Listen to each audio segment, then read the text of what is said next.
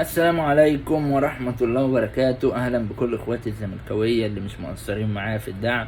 أتمنى بس تيجوا على نفسكم وتعملوا لايك علشان الفيديو يوصل لأكبر عدد ممكن. النهاردة هنتكلم على كذا حاجة، منها مرتضى منصور ورده على المجلس الأعلى للإعلام بخصوص قفل قناة الزمالك، حكاية إمام عاشور، وفي 2 لعيبة تاني معاه عقودهم بتنتهي لو ملحقناش نجدد لهم هنتسوح كلنا. 3 عبد الله السعيد وتصريحاته ورد فعل المجلس ببيان جديد. الفيديو كامل هتلاقوه على القناة عندي. أتمنى تدعموني بلايك واشتراك ورأيكم في الكومنتات يهمني. بسم الله الرحمن الرحيم. أول حاجة، رد مرتضى منصور على المجلس الأعلى للإعلام. مجلس الأعلى صرح وقال إحنا سكتنا كتير على التجاوزات اللي بتحصل في قناة نادي الزمالك، وحان الوقت إننا نتخذ موقف أو نتخذ إجراء معاها. وده طبعا بعد الحلقة اللي احنا نزلنا منها لقطات في فيديو قبل كده اللي كان فيها خروج عن النص.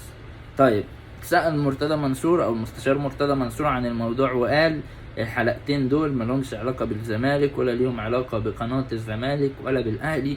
الحلقتين دول كانوا في حب مصر، وكانوا فتح للفاسدين والمجرمين، وانا مغلطتش في اي حد غير في اعداء البلد. لو انتوا شايفين ان انا استحق اتحاسب علشان انا وطني وبحب بلدي، ابقى انا مستعد لاي عقاب واي حساب. انا اسد ومش بغير مواقفي في الوقت اللي هو قابل فيه السفير التركي في نادي الزمالك. ده بالنسبة لمستشار مرتضى منصور، وهنشوف ايه اللي هيحصل. هل هيتم اتخاذ اي اجراء معاه؟ هل هيتم اتخاذ اي اجراء في القناة؟ وخصوصا بعد ما سراج الدين نزل ان هيتم حالة مرتضى منصور للمحاكمة في شهر نوفمبر اللي احنا فيه ده على صفحته. لما نشوف ايه اللي هيحصل الايام الجاية، ربنا يسترها علينا، وكل الدعم لرئيس نادي الزمالك وكل الدعم لقناة الزمالك. تاني حاجة، امام عاشور عقده فاضل له فيه لحد نهاية الموسم ده والموسم اللي جاي.